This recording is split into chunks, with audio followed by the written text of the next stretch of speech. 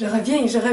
Bon, ma caméra s'est arrêtée. J'avais encore oublié de regarder qu'est-ce qui restait comme espace disponible. Puis j'avais oublié d'effacer sur ma caméra les dernières vidéos que j'ai faites il y a quelques jours. Il n'y avait plus d'espace disponible, alors ça s'est fermé. Je viens d'effacer et là je reprends. Ça devrait pas être très long, là, peut-être une dizaine, je sais pas, une dizaine de minutes pour finaliser peut-être. Je pensais même que ça serait une plus petite vidéo, mais à essayer d'expliquer ça plus clairement, ça a pris plus de temps que je pensais aussi. Bon. Ce que j'étais en train de dire, c'est qu'on ne doit pas associer, on pourrait dire comme notre karma ou nos caractéristiques psychologiques avec la foi et ce qu'on peut avoir avec la foi. Il faut apprendre à dissocier les deux.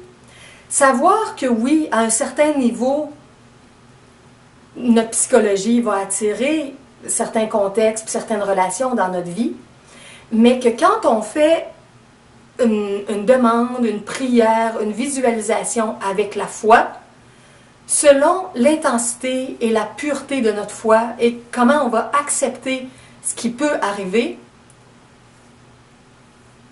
ça peut être d'une forme idéale au-delà de tout ce qui est non idéal dans notre vie présente, dans notre vie matérielle, dans notre vie psychologique, dans notre vie spirituelle.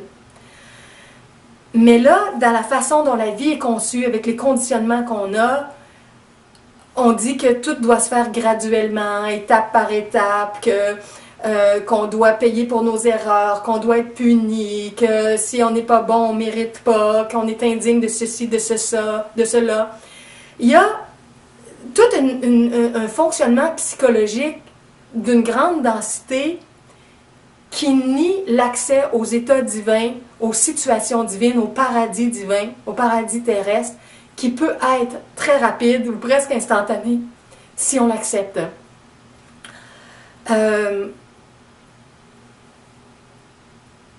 Donc, je vous invite à faire un travail intérieur dans votre réflexion, dans votre prière, dans votre journal personnel, dans vos discussions avec vos amis, pour comprendre que vous pouvez avoir une foi de quelque chose que vous souhaitez vraiment, matériellement ou psychologiquement ou spirituellement, et que si vous avez vraiment la foi puis le désir très très sincère, c'est inconditionnel. J'allais dire comme l'arrivage, l'arrivée de ça, de ce que vous souhaitez, c'est sans condition. Ça ne dépend pas du fait que vous soyez plus ou moins parfait, du fait que vous ayez déjà ou non une vie divine au quotidien.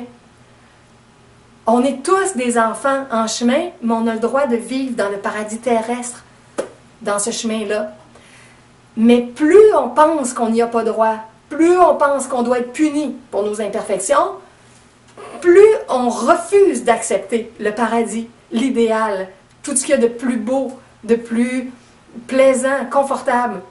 La vie divine a été conçue pour que ce soit quelque chose de plaisant, de doux, de bienveillant, de protégé, de joyeux. Et nous, on s'est fait tout l'inverse de ça parce qu'on refuse ce à quoi on a vraiment droit, notre héritage divin.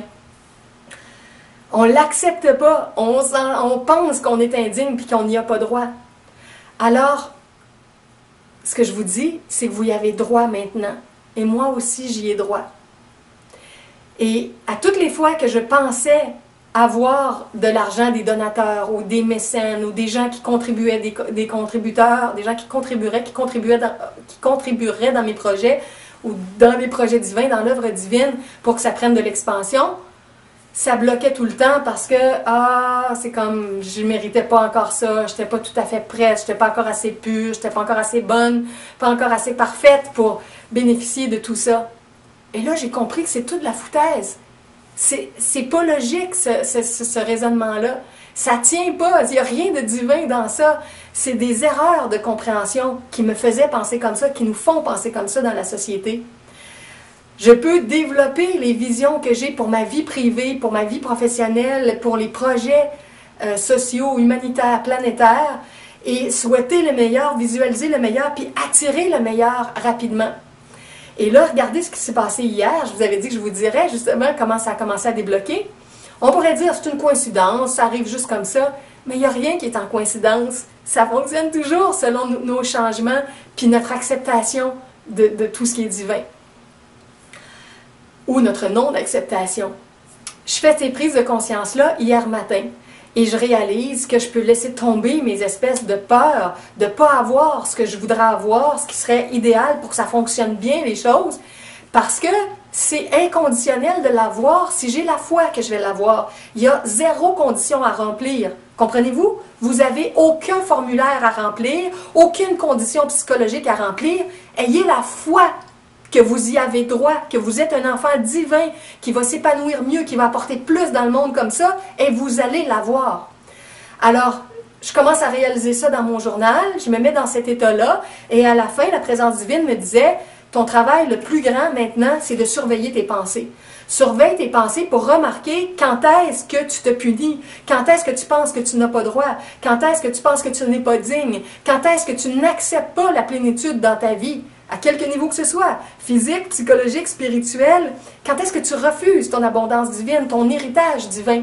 Et chaque fois que tu refuses ton héritage divin, arrête ça. Arrête-toi, change ton état intérieur et accepte, ouvre-toi. C'est possible maintenant, inconditionnellement. Donc, j'avais commencé à comprendre ça et j'étais dans cet état intérieur-là. Et vers midi, je devais rencontrer mon ami Phyllis Savona, qui est mon ami musicien, qui fait les mini-harpes, qui donne des cours de musique et tout ça. Il voulait me parler des découvertes de son côté. Alors finalement, il arrive à 12h30. On s'en va au lieu où je vais souvent discuter, la cafétéria de l'hôpital Notre-Dame près de chez moi. Il me paye un petit lunch, alors j'étais très contente, je le remercie. Je vais me chercher quelque chose à grignoter. Lui, il mange très peu ces temps-ci. Il tend vers l'alimentation vivante. Il souhaite se nourrir que de prana. Moi aussi, je souhaite ça, mais pas à court terme.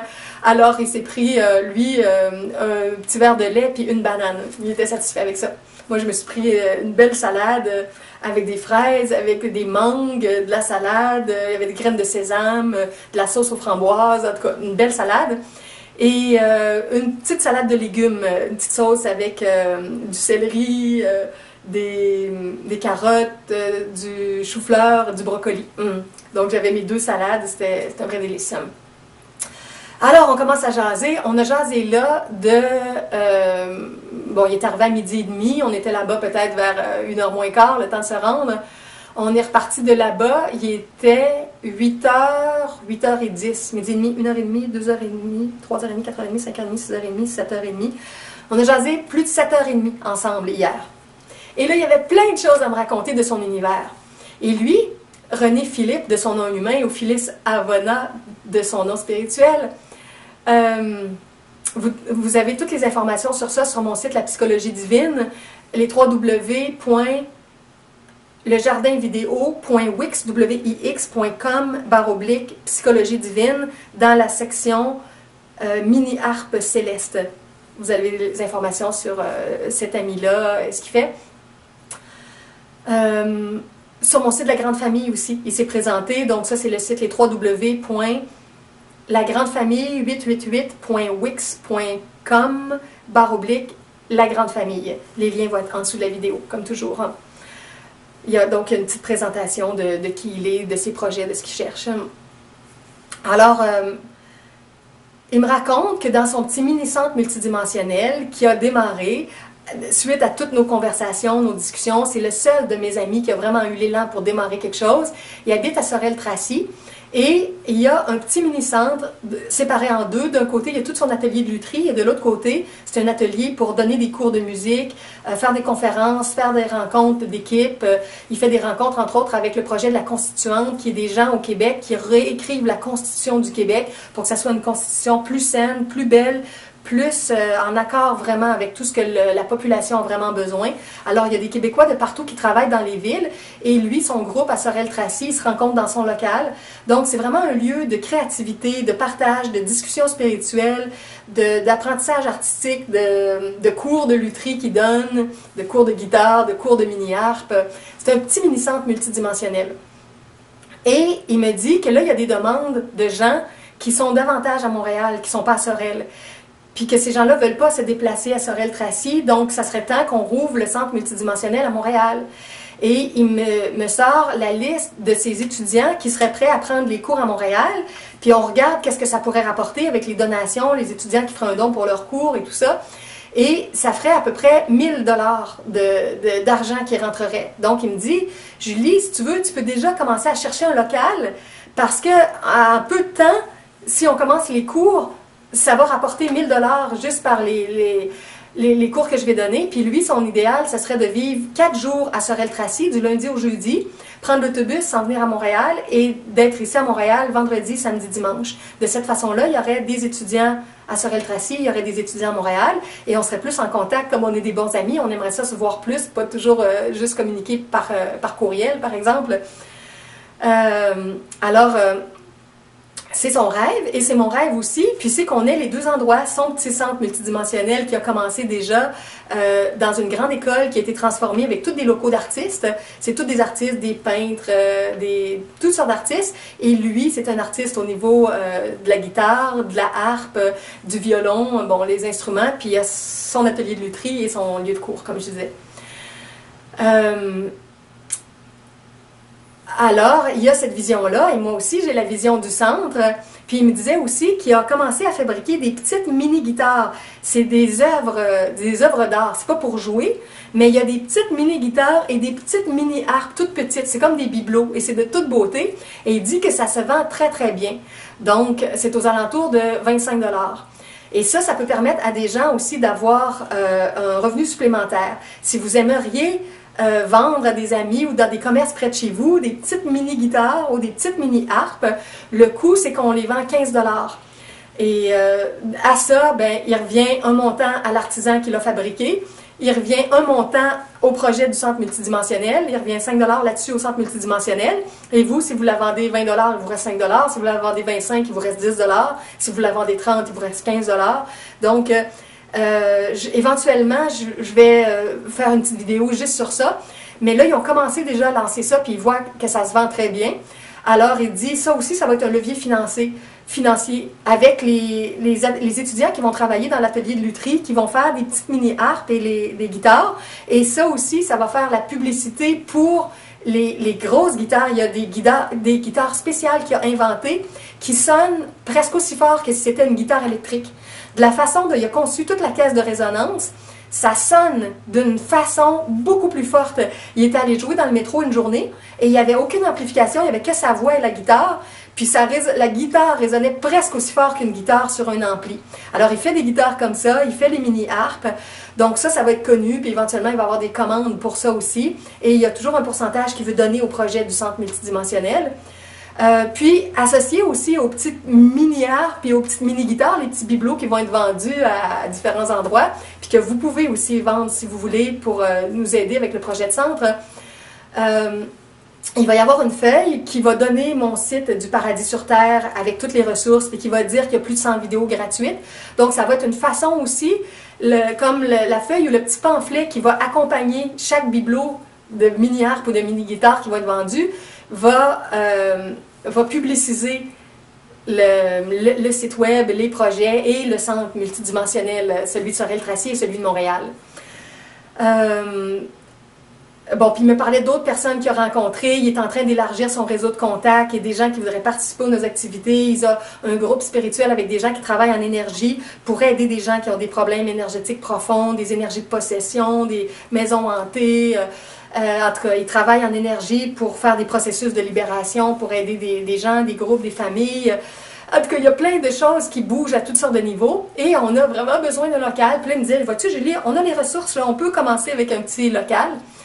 Et moi, je lui disais aussi que je vais faire une vidéo spéciale, mais je vous le dis en gros, je veux donner 100 places dans le centre multidimensionnel, comme avec 100 cartes de membres, que les gens prennent la carte à 40 $, ce qui fait 40 fois 100, ça fait 4000 $ de revenus par mois. Et cette carte-là, à 40 $, les gens peuvent la séparer en 2, 3, 4 amis. Donc, s'ils la séparent en 2, ça leur revient à 20 $ par mois. S'ils la séparent en 4, ça leur revient à 10 $ par mois. Et ils ne peuvent pas venir en même temps dans le centre si le centre est plein. Si le centre n'est pas plein, s'il n'y a pas les 100 quelques personnes qui viennent, Là, s'il y a plusieurs personnes sur une même carte, ils peuvent venir en même temps, mais s'il y a déjà beaucoup de monde, c'est une personne par carte de membre. Mais à ce moment-là, les gens disent, moi j'y vais le lundi, moi j'y vais le jeudi, moi j'y vais le mardi, moi j'y vais le samedi. Et l'horaire va se constituer graduellement, les temps de disponibilité, selon les bénévoles qui vont venir donner des heures, parce qu'au début, ça paye un salaire. Avec 4000, avec les 100 cartes, on paye la base, puis on paye une personne qui est hôte ou hôtesse du centre pour accueillir les gens, mais qui ne peut pas être là 24 heures sur 24. Alors, je vais en reparler, mais en tout cas, c'est déjà lancé. Là, je veux recueillir les noms des gens qui sont autour de Montréal, qui voudraient une carte de membre, parce qu'on est très proche d'avoir un local avec ce qui s'en vient. Puis il va y avoir 100 personnes qui vont avoir accès au tout début, parce que ça ne sera pas un grand lieu. Et on va commencer avec ce centre-là qui va être comme semi-privé, avant de pouvoir en avoir un autre plus grand qui sera vraiment tout public. Fait que si vous voulez une carte de membre à 40 $, contactez-moi. Je vais faire la liste, puis une fois que je vais avoir toute la liste, là, je vais récolter ces montants-là. Et idéalement, la personne s'engage à prendre sa carte à chaque mois pour avoir une stabilité avec le budget mensuel. Et si on dépasse les 100 personnes, je vais faire une liste d'attente des X personnes qui vont attendre pour avoir un accès au centre avec la carte de membre, comme ça. Bon, alors, il y avait toutes sortes d'idées dont on a parlé, toutes sortes de choses. Il m'a raconté aussi que quand il était jeune, à 16 ans, il a été téléporté dans un vaisseau spatial. Il a vu tout l'intérieur d'un vaisseau spatial. Il est resté par la suite en contact télépathique avec un être d'un autre plan qui vit dans une dimension plus haute, mais qui a accès, qui fait partie d'une communauté qui ont des vaisseaux spatiaux. Alors, il m'a expliqué des choses comme ça dont il m'avait jamais parlé. Je savais qu'on était ouverts tous les deux aux extraterrestres. Les bienveillants, ceux qui sont moins bienveillants, il y en a de toutes sortes et tout ça, mais on a parlé de ça aussi. En tout cas, c'était un après-midi très riche, très abondant, avec plein de belles visions pour les projets qui s'en viennent. Et je me sentais ouverte avec ma foi nouvelle, avec mes peurs qui avaient diminué, avec la compréhension que je peux mettre 0 condition, que même si ma vie n'est pas parfaite encore, puis que ça va prendre X temps pour devenir de plus en plus parfaite, de plus en plus à l'image de Dieu, de notre Mère divine, de notre Père divin, comme on dit parfois, j'ai droit à cet entourage-là que je souhaite vraiment, parce que je vais être beaucoup mieux, je vais être beaucoup plus rayonnante, je vais pouvoir aider beaucoup plus de gens vont venir qui eux aussi vont faire des choses. Il me parlait aussi... René Philippe, que lui aussi veut faire de la vidéo, il veut faire du théâtre en vidéo, il veut faire du théâtre spirituel avec des textes spirituels, comme des mini-pièces de théâtre qui vont être filmées. Il appelle ça du vidéâtre. Il a formé un petit groupe qui s'appelle le groupe Vidéâtre. Ils ont commencé dans son local à Sorel-Tracy à faire ça. Si vous mettez ça sur YouTube, là, je sais pas, je suis pas allée voir encore, je sais pas si vous allez le trouver, groupe Vidé-Âtre.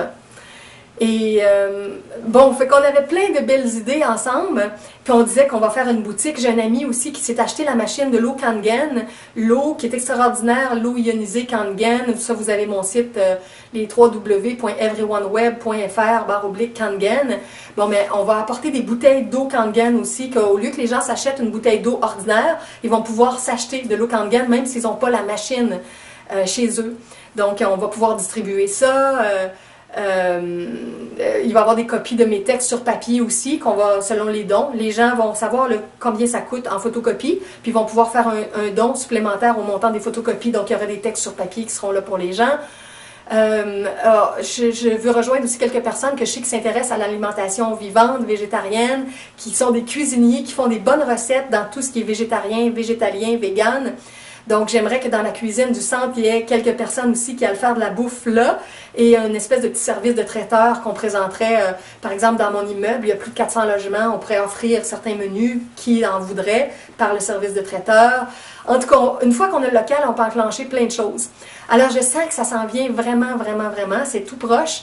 Et toutes ces choses-là qui arrivent là et que j'accueille de plus en plus, je sens vraiment que c'est parce que mon cœur accepte, parce que ma foi grandit, parce que je rentre de plus en plus dans l'inconditionnel avec le fait de matérialiser le plan divin et d'accueillir toutes les bénédictions, même s'il y a plein de choses qui ne sont pas parfaites dans ma vie encore. Alors c'est la même chose pour vous. Ne mettez plus de conditions à votre foi. Développez votre foi de ce que vous voulez vraiment et acceptez de le recevoir et continuez de cheminer pour vous améliorer puis être une meilleure personne au niveau psychologique. Mais ne mettez plus de conditions à votre foi. Et voyez que c'est deux lois différentes. La loi d'attraction, la loi de cause et d'effet ou la loi du karma positif et négatif, c'est une loi énergétique qui est transcendée par la loi de la foi spirituelle à l'état pur. Donc,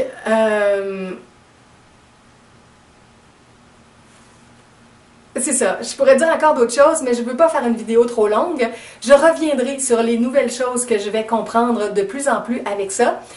Donc, je vous suggère de vous donner des petits temps de visualisation créatrice ou de prière où vous prenez conscience de votre idéal, ce que vous souhaitez vraiment pour votre vie, avec votre amoureux ou votre amoureuse, ou avec vos enfants, ou avec vos parents, avec vos frères et sœurs, avec vos amis, avec vos collègues de travail, si vous êtes patron d'une entreprise, avec votre énergie de leader, d'entrepreneur, de patron, comment vous souhaitez vivre ça, qu'est-ce que vous souhaitez comme environnement matériel, c'est quoi votre contexte idéal d'appartement ou de maison, de lieu professionnel, de lieu d'activité pour faire des vidéos, pour faire des activités multidimensionnelles, pour faire des activités artistiques.